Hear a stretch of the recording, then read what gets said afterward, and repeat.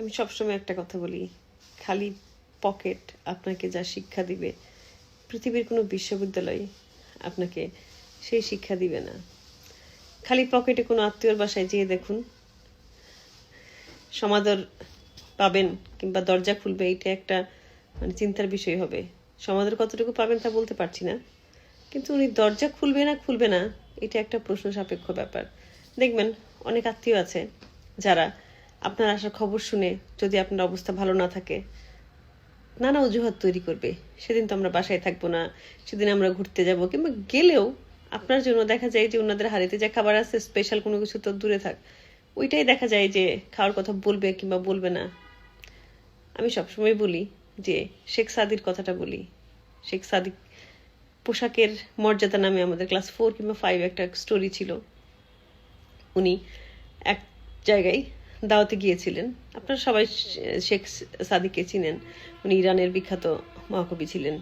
তো দেখা যায় যে উনি যখন গিয়েছে তখন সে একদিন খারাপ কাপড় পরে গেল, সেই দিন ওনাকে কেউ কোনো সমাদর করলো না। দ্বিতীয় দিন যখন অনেক দামি ভালো কাপড় পরে গেছে, সেদিন ওনার খুব নাম ডাক চলতেছে, সবাই শুধু আদর করতেছে, বসেন, সবাই খাবার দাবার নিয়ে ঘুরতেছে।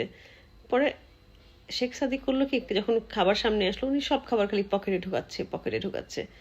তো সবাই যখন বললো কি ব্যাপার হুজুর, আপনি খাবার পকেটে ঢুকান কেন? আসলে খাবারের মালিক তো আমি না, আমি শেখ সাদি সেদিনও আসছিলাম, কিন্তু আপনারা আমার সাথে এমন করছেন, আজকে আবার পোশাক চেঞ্জ করে আসছি, ভালো পোশাক পরে আসছি, আজকে আপনারা এমন করতেছেন। তাহলে খাবারের মালিক কে? খাবারের মালিক হচ্ছে পোশাক।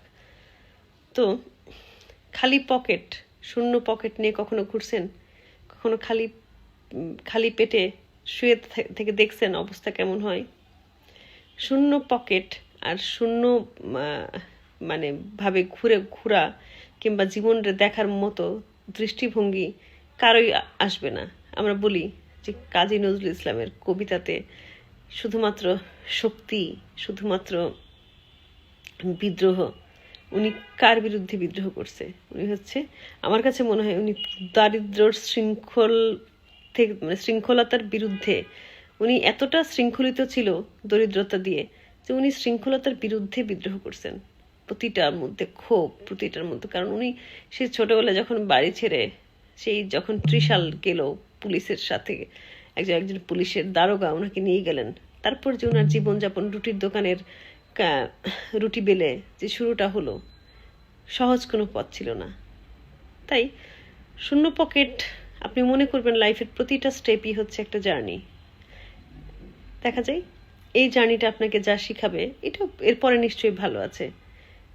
আসলে ভালো মানুষের হয়েই থাকে, ভালো না হওয়ার কোনো বিকল্প নাই। আল্লাহ ভালোর পরে মন্দ দেয়, মন্দের পরে ভালো দেয়, এটাই হচ্ছে সবচেয়ে বড় কথা। ভালো থাকেন। আল্লাহ।